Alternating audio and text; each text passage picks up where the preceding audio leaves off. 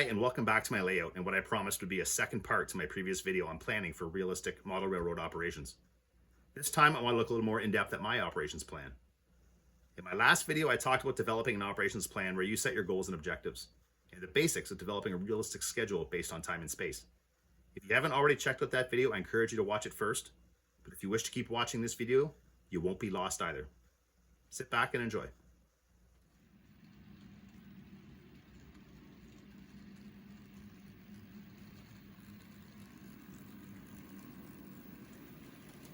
Based on the concepts I presented in the first part, I established a fitting fast clock ratio of 6:1. As I discussed, the space available to me and my pace of operations, which I consider to be a realistic speed, were the determining factors in selecting that ratio.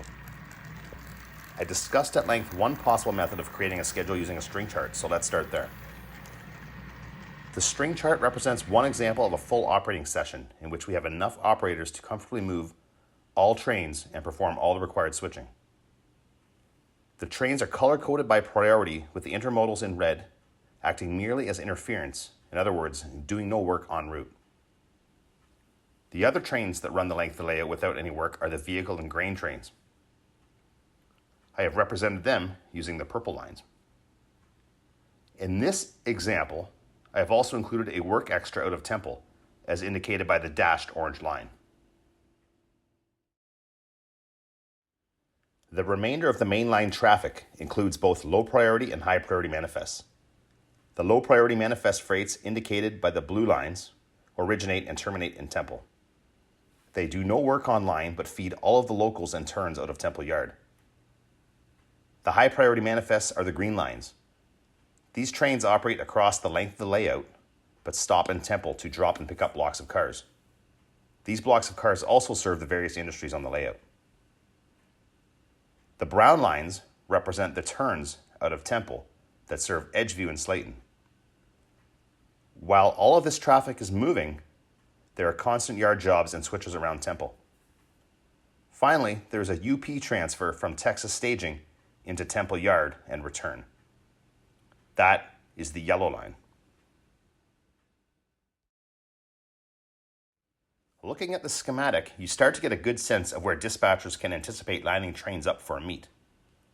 It's a good start, and really the best you can do, because the plan never stays in place for long.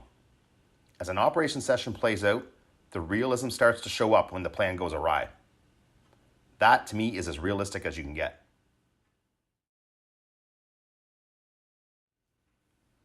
Now that we have a sense of what trains will be operating and what their roles are, let's have a look at how this traffic appears spatially on a map. On this map, what I've done is I've represented the train pairs by different colors of lines across the system. These lines show the route that that train would take. Similar to the string chart, I have the intermodals in red, in this case orange and yellow as well, and the manifests in green and blue. The circle in red is the portion of the route that I represent on my layout.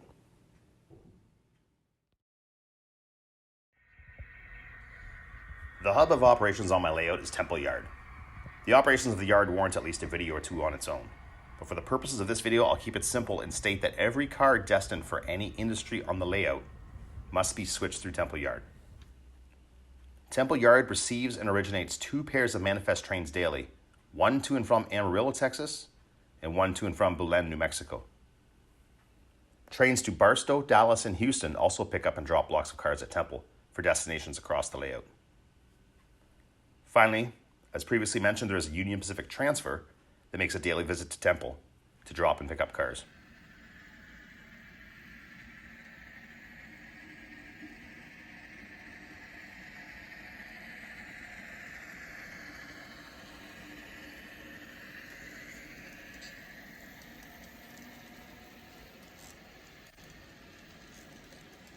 To really get the feel for the flow of traffic across the layout, let's have a look at train MAMTE, a manifest freight from Amarillo, Texas to Temple, Texas. Today's train is led by SD40-2 number 5050, followed by F45 5975 and SD40 number 5014.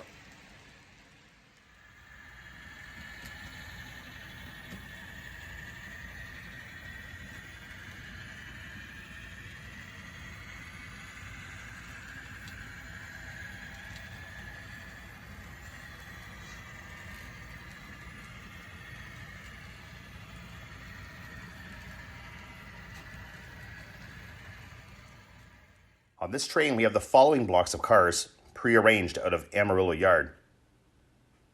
We have 3 Santa Fe covered hoppers going to Supreme Feeds. That's in Slayton, Texas. Another covered hopper is going to the Edgeview Co-op.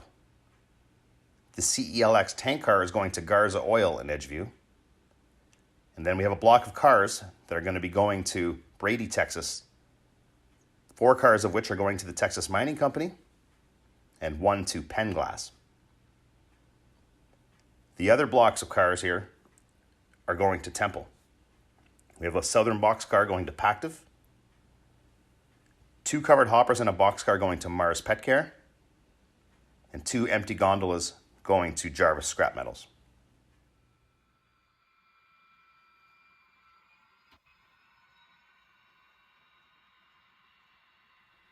Shortly after the arrival of train MAMTE, Temple Yard crews make quick work of reclassifying blocks of cars for their eventual destinations.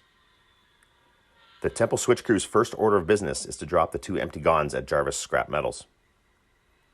They will then grab the cut of cars in the background and cross over the main and into the Temple industrial lead.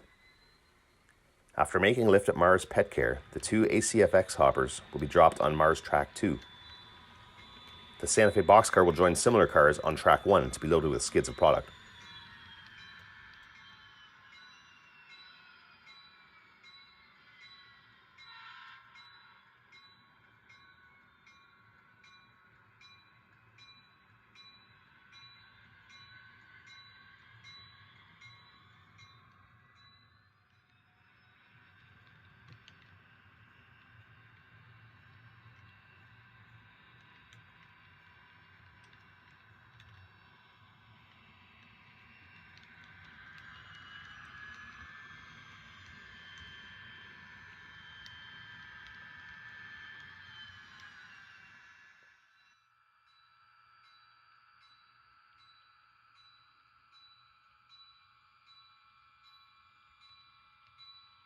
Southern Boxcar 43147 is the only car destined to Temple West today and will be spotted at the Pactiv Warehouse's loading dock.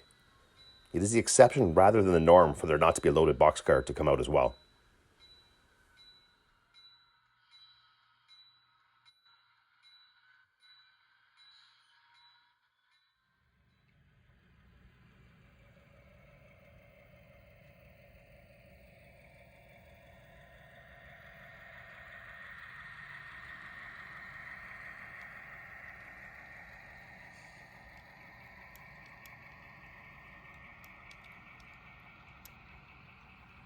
The San Saba local to Brady arrives at the Texas Mining Company with the 5 empty sand hoppers.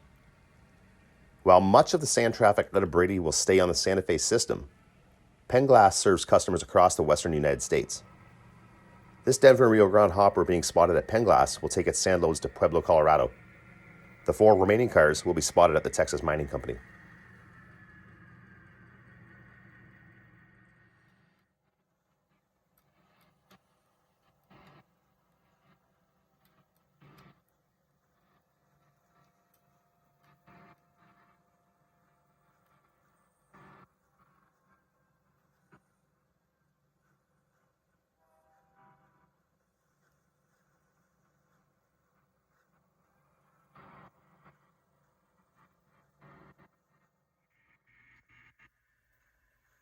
Out of Temple Yard, road switcher RCA 701 is working west up the grade to the Lalano Staccato for destinations in Edgeview and Slayton.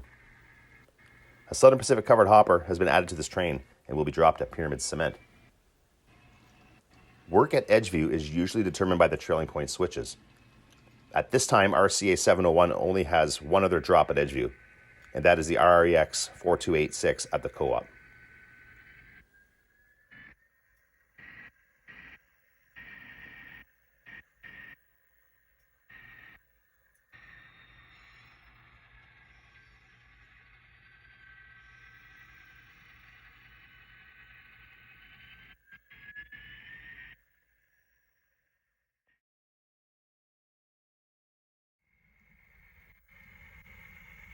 After Edgeview, the RCA 701 arrives in Slayton, but prior to setting off its cars, the power must run around its train, and today will pull an empty out of Southern Fuel. A cut of loaded hoppers is pulled from Supreme Feeds prior to dropping our 3 Santa Fe empties.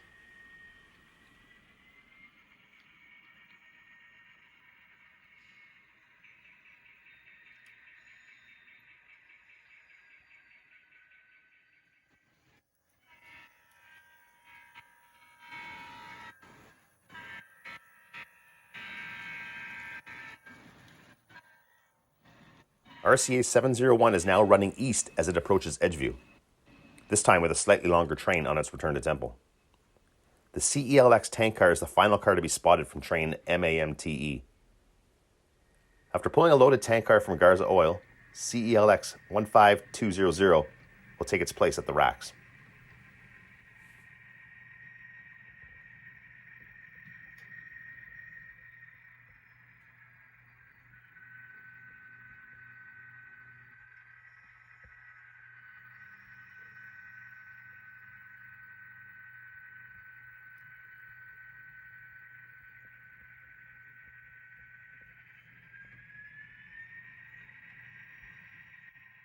With its work completed, RCA 701 has been given permission to proceed east out of Edgeview towards Temple.